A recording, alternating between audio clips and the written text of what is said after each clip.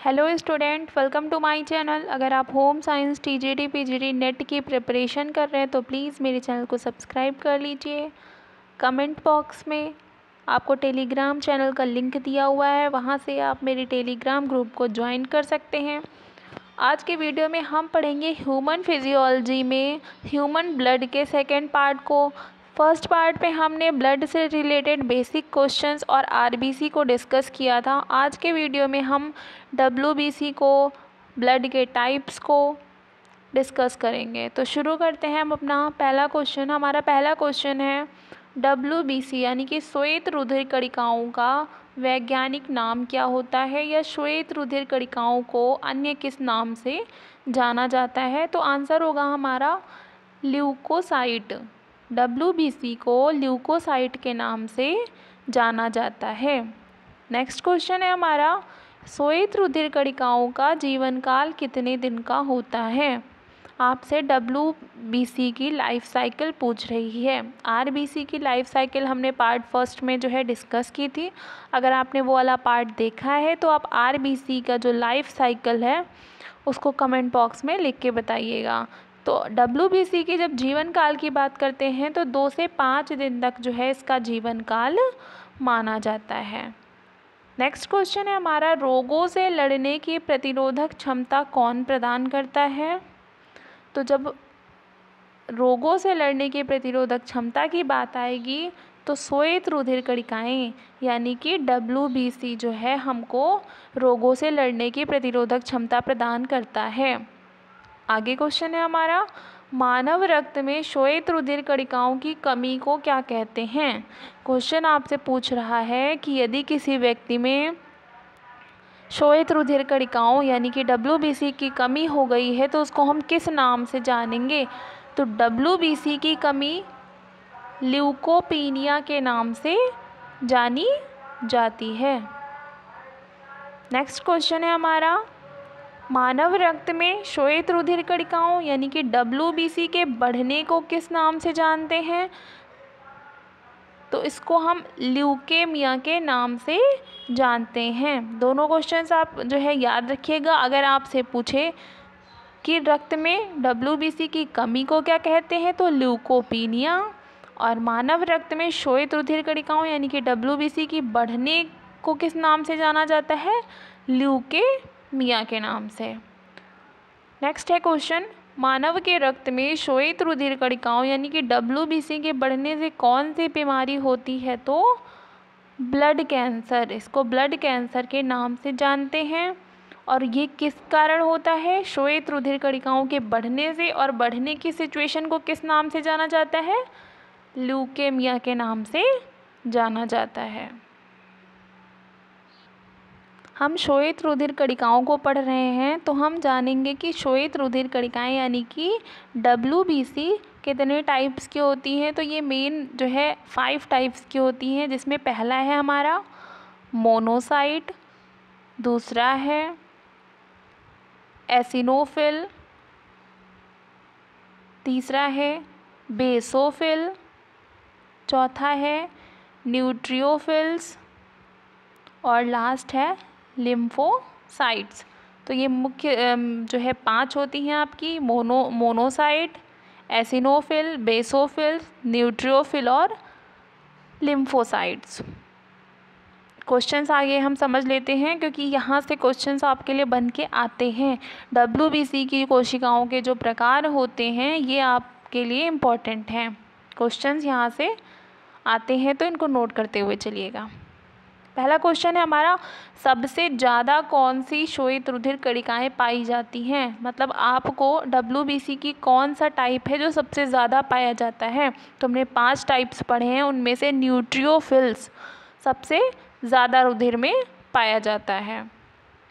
Next है, सबसे कम कौन सी श्वेत रुधिर कणिकाएं या डब्ल्यूबीसी पाई जाती हैं। तो बेसोफिल्स। सबसे ज़्यादा की बात करें तो न्यूट्रियोफिल्स, सबसे कम की बात करें तो बेसोफिल्स। आगे है, सबसे बड़ी श्वेत रुधिर कणिका कौन सी है। तो मोनोसाइट जो है सबसे बड़ी श्वेत रुधिर कणिकाएं हैं। नेक्स्ट है सबसे छोटी श्वेत रुधिर कणिकाएं कौन सी है, तो लिम्फोसाइट्स। ये चारों क्वेश्चन आपके लिए इम्पॉर्टेंट हैं, एक बार फिर से देख लेते हैं ऊपर से। सबसे ज़्यादा कौन सी WBC पाई जाती है, न्यूट्रोफिल्स। सबसे कम कौन सी WBC पाई जाती है, बेसोफिल्स। सबसे बड़ी WBC कौन सी है, मोनोसाइट। और सबसे छोटी WBC कौन सी है, लिम्फोसाइट। ये चारों के चारों जो है इम्पॉर्टेंट हैं आपके लिए। नेक्स्ट है एलर्जी से निपटने के लिए कौन सी WBC कार्य करती है, तो एलर्जी के लिए बेसोफिल्स कार्य करती है। नेक्स्ट है जीवाणुओं से निपटने के लिए कौन सी श्वेत रुधिर कणिकाएं यानी कि WBC कार्य करती है, तो न्यूट्रियोफिल्स कार्य करती है।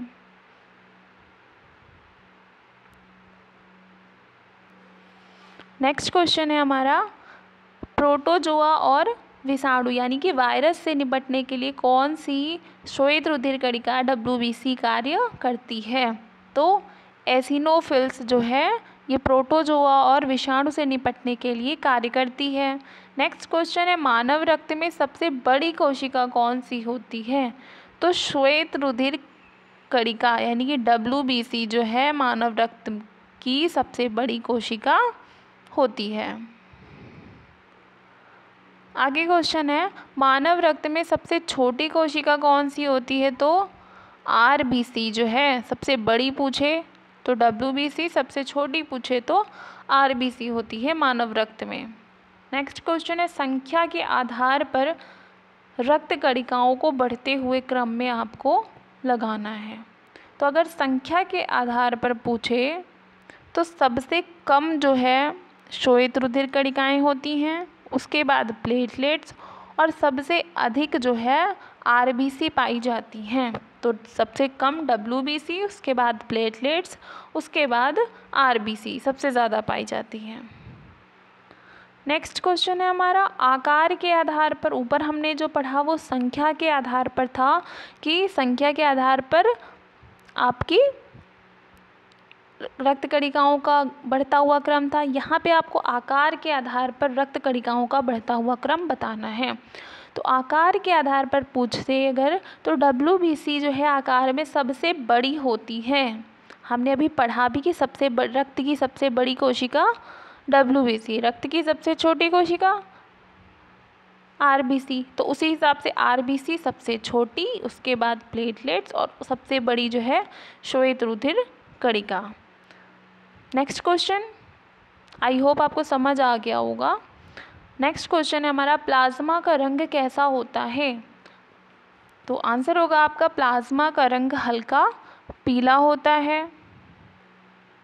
आगे है कि आपसे पूछ रहा है कि प्लाज्मा का रंग हल्का पीला किस कारण से होता है, किस तत्व की उपस्थिति, किस प्रोटीन की उपस्थिति के कारण जो है प्लाज्मा का रंग हल्का पीला होता है, तो बिलीरुबिन के कारण जो है आपका प्लाज्मा का रंग हल्का पीला होता है। नेक्स्ट क्वेश्चन है प्लेटलेट्स का वैज्ञानिक नाम क्या है, या प्लेटलेट्स को हम अन्य किस नाम से जानते हैं, तो प्लेटलेट्स को हम थ्रोम्बोसाइट के नाम से जानते हैं। इम्पॉर्टेंट क्वेश्चन है आपके लिए। आगे है प्लेटलेट्स का निर्माण कार्य कहाँ होता है, आपसे पूछ रहा है कि प्लेटलेट्स शरीर में कहाँ पर निर्मित होती हैं या कहाँ बनती हैं, तो अस्थिमज्जा यानी कि बोन मैरो में प्लेटलेट्स का निर्माण होता है। RBC का निर्माण कहाँ होता है, कमेंट बॉक्स में लिख के बताइएगा। नेक्स्ट क्वेश्चन है आपका पूछ रहा है प्लेटलेट्स का जीवन काल कितना होता है, तो 2 से 10 दिन तक लगभग जो है प्लेटलेट्स का जीवन काल माना गया है। आगे क्वेश्चन है प्लेटलेट्स की संख्या का बढ़ना क्या कहलाता है, प्लेटलेट्स अगर संख्या में बढ़ रही हैं तो इस कंडीशन को हम किस नाम से जानते हैं, तो थ्रोम्बोप्लास्टिक के नाम से हम इस प्रक्रिया को जानते हैं। नेक्स्ट है लाल रक्त कणिकाओं की कमी से कौन सा रोग होता है, RBC की कमी से, तो RBC की कमी से एनीमिया होता है, इसको रक्त अल्पता के नाम से भी जाना जाता है। नेक्स्ट क्वेश्चन है रक्त में लाल रक्त कणिकाओं यानी कि आरबीसी और श्वेत रक्त कणिकाओं डब्ल्यूबीसी का अनुपात कितना है। आपसे मेनली यही पूछ रहा है कि आरबीसी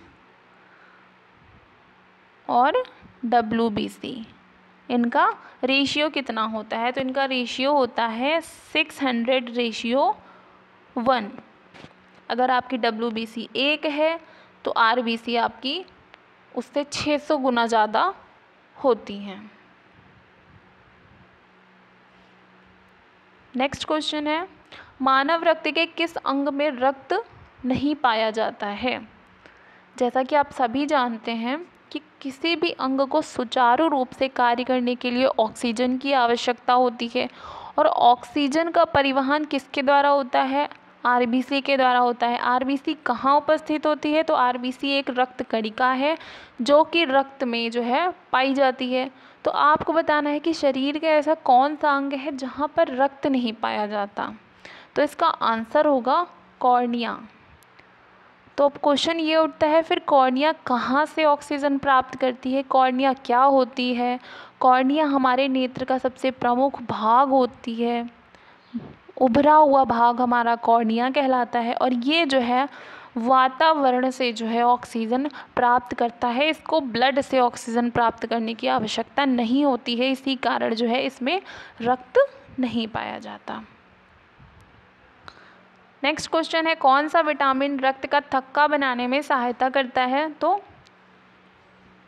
कई बार ये क्वेश्चन आपसे पूछ चुकी हूँ। विटामिन के रक्त का थक्का जमाने में मदद करता है, ब्लड क्लॉटिंग प्रक्रिया में मेन रूप से जो है सहायक होता है ये।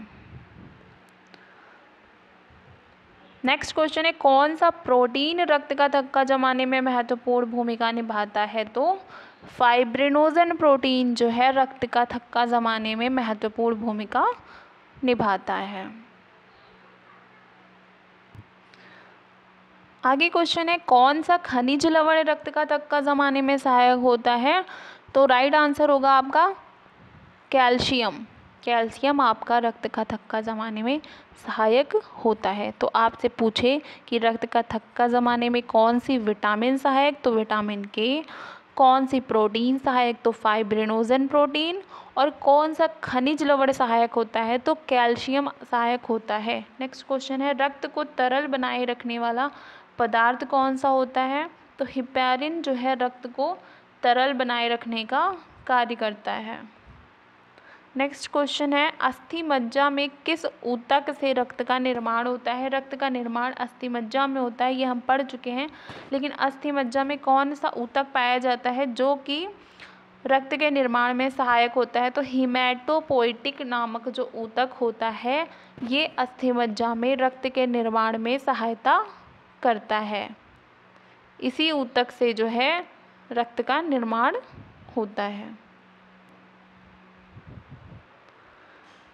नेक्स्ट है हमारा क्वेश्चन, रक्त को पंप करने का कार्य कौन सा अंग करता है।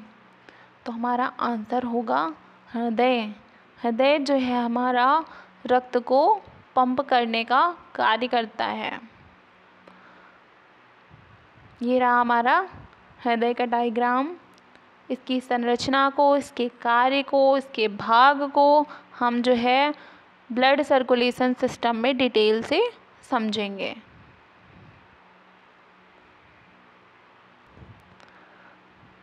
नेक्स्ट क्वेश्चन है आपका, रक्त के शुद्धिकरण का कार्य कौन सा अंग करता है। तो वृक्क या किडनी रक्त के शुद्धिकरण में सहायक होता है। जो वृक्क की सबसे छोटी इकाई होती है उसको किस नाम से जाना जाता है। अगर आपको पता है तो कमेंट बॉक्स में लिख के बताइएगा। ब्लड से रिलेटेड जितने क्वेश्चन आपके पूछे गए थे या पूछे जा सकते हैं, हमने कोशिश की है कि सारे क्वेश्चंस आपको 2 पार्ट्स में जो है पूरे करवा दूं। तो वीडियो अच्छा लगे तो लाइक ज़रूर करिएगा, कमेंट बॉक्स में लिख के बताइएगा आपको क्लास कैसी लगी। आगे क्वेश्चन बढ़ते हैं। रक्त में ऑक्सीजन को मिलाने का कार्य किस अंग का होता है। तो जैसा कि हम सभी जानते हैं कि फेफड़ों के द्वारा ही हमारी श्वसन क्रिया संपन्न होती है। फेफड़ों के द्वारा हम ऑक्सीजन को अंदर लेते हैं, कार्बन डाइऑक्साइड को बाहर निकालते हैं। तो रक्त में ऑक्सीजन को मिलाने का कार्य भी हमारे फेफड़े यानी कि लंग्स जो है करते हैं। नेक्स्ट क्वेश्चन है, रक्त में ऑक्सीजन के परिवहन का कार्य कौन करता है? रक्त में ऑक्सीजन मिलाने का कार्य फेफड़े करते हैं, लेकिन रक्त में ऑक्सीजन के परिवहन का कार्य जो है आपकी लाल रुधिर कणिकाएं यानी कि आरबीसी जो है, रेड ब्लड कार्पल्स, ये जो है करती हैं। नेक्स्ट क्वेश्चन है आपका, कॉकरोच के रक्त का रंग जो है कैसा होता है? तो कॉकरोच के रक्त का रंग जो है सफ़ेद होता है। नेक्स्ट है आपका, ऑक्टोपस के रक्त का रंग कैसा होता है? तो ऑक्टोपस का जो रक्त है वो नीले रंग का होता है। नेक्स्ट क्वेश्चन है, कॉकरोच के रक्त का रंग जो है सफ़ेद किस कारण होता है, या कौन सा तत्व जो है पाया जाता है जिस कारण उसका रक्त सफ़ेद रंग का होता है? तो हीमोलिम्फ के कारण कॉकरोच के रक्त का रंग सफ़ेद होता है। नेक्स्ट है, रक्त में कौन सी धातु पाई जाती है? धातु से तात्पर्य है आपका खनिज लवण कौन सा, मिनरल आपका कौन सा पाया जाता है रक्त में? तो रक्त में मुख्य रूप से लोहा पाया जाता है। ये आपको पता होगा, नहीं पता है तो पता होना चाहिए क्योंकि आप रक्त पढ़ रहे हो। रक्त का रंग लाल किस कारण होता है? हीमोग्लोबिन के कारण। हीमोग्लोबिन में हीम मतलब आयरन और ग्लोबिन मतलब प्रोटीन। तो मुख्य रूप से कौन सा तत्व पाया जाएगा? आयरन यानी कि लोहा। सोना भी जो है कुछ मात्रा में पाया जाता है, लेकिन एग्ज़ाम में अगर आपके ऑप्शन में सोना नहीं है, सिर्फ और सिर्फ लोहा या आयरन दिया हुआ है, तो आप इसी को टिक करेंगे।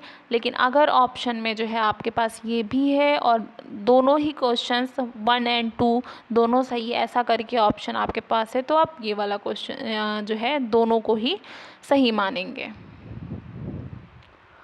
आगे क्वेश्चन है हमारा, एक स्वस्थ मनुष्य का रक्तदाब कितना होता है? एक स्वस्थ मनुष्य के रक्तदाब की बात करें तो 120/80 mmHg जो है एक स्वस्थ मनुष्य का रक्तदाब माना जाता है। आगे है, रक्तदाब किस यंत्र के द्वारा मापा जाता है, या किस यंत्र के द्वारा हम जो है रक्तदाब का मापन करते हैं? तो स्फिग्मोमैनोमीटर के द्वारा जो है हम रक्तदाब का मापन करते हैं। आगे क्वेश्चन है, RH फैक्टर की खोज किसने की थी? ये भी हमारे ब्लड से रिलेटेड होता है। तो इसकी खोज कार्ल लैंडस्टीनर ने की थी। आगे क्वेश्चन है, रक्त समूह की खोज किसने की थी? रक्त समूह की खोज जो है कार्ल लैंडस्टीनर के द्वारा की गई थी। RH फैक्टर और ब्लड ग्रुप दोनों की ही खोज जो है कार्ल लैंडस्टीनर ने की थी। नेक्स्ट क्वेश्चन है आपका, रक्त समूह कितने प्रकार के होते हैं? ये जो ब्लड ग्रुप वाला टॉपिक है ये भी आपके लिए मोस्ट इम्पॉर्टेंट है। यहाँ से भी क्वेश्चंस आपसे डायरेक्ट नहीं पूछे जाते हैं। ये जो चार्ट बना हुआ देख रहे हैं आप, इसी चार्ट से जो है क्वेश्चन आपके लिए बन के आ सकते हैं, तो इसी को हम जो है आज डिस्कस करेंगे। तो रक्त समूह मुख्य रूप से 4 प्रकार के होते हैं, A, B, AB और O। अगर बात करें O की, तो O को सर्वदाता रक्त समूह के नाम से जाना जाता है और AB को सर्वग्राही रक्त समूह के नाम से जाना जाता है। O को सर्वदाता इसलिए कहते हैं क्योंकि यह जो है अन्य सभी रक्त समूह वाले व्यक्तियों को अपना रक्त दे सकता है, और AB को सर्वग्राही समूह इसलिए कहते हैं क्योंकि वह अन्य सभी रक्त समूह वाले व्यक्तियों से रक्त ले सकता है लेकिन किसी को दे नहीं सकता। चार्ट को समझ लेते हैं हम सबसे पहले।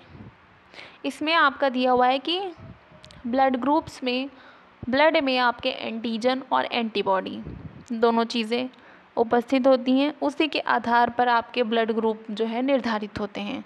तो समझेंगे हम सबसे पहले कि ब्लड ग्रुप ए में एंटीबॉडी ए पाई जाती है और एंटीजन ए पाया जाता है। मतलब A एंटीजन और ए एंटीबॉडी, ये जो है ब्लड ग्रुप ए में पाया जाता है। ग्रुप बी की बात करें, यानी कि ब्लड ग्रुप बी की अगर हम बात करें तो इसमें जो है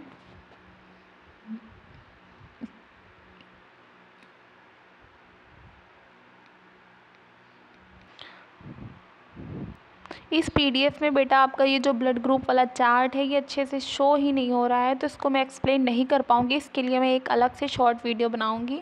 अभी जो है हम क्वेश्चंस को देख लेते हैं। तो क्वेश्चन है हमारा, सर्वदाता रक्त समूह कौन सा होता है? तो ओ ब्लड ग्रुप सर्वदाता होता है। नेक्स्ट है, सर्वग्राही रक्त समूह कौन सा होता है? ए बी रक्त समूह जो है सर्वग्राही होता है। आगे क्वेश्चन है आपका, ए बी जो ब्लड ग्रुप होता है इसको सर्वग्राही रक्त समूह किस लिए कहा जाता है? तो ए बी में कोई भी एंटीबॉडी नहीं उपस्थित होती है, जिस कारण इसको सर्वग्राही रक्त समूह कहा जाता है। ये सभी रक्त समूह वाले व्यक्तियों से रक्त ले सकता है। आगे क्वेश्चन है, लेकिन अन्य रक्त समूह वाले व्यक्तियों को ए बी जो है अपना रक्त दे नहीं सकता। आगे क्वेश्चन है, रक्त समूह का किस रक्त समूह को सर्वदाता रक्त ओ रक्त समूह को, क्वेश्चन में जो है टाइपिंग मिस्टेक हो गई है, ओ रक्त समूह को सर्वदाता रक्त समूह किस कारण से कहा जाता है? ओ में, ब्लड ग्रुप ओ में कोई भी एंटीजन नहीं पाया जाता है, जिस कारण इसको सर्वदाता रक्त समूह कहा जाता है। ये अन्य सभी रक्त समूहों को अपना रक्त दे सकता है। आगे क्वेश्चन है, एंटीबॉडीज़ कितने प्रकार की होती है? तो एंटीबॉडी 2 प्रकार की होती है, एंटीबॉडी ए, एंटीबॉडी बी।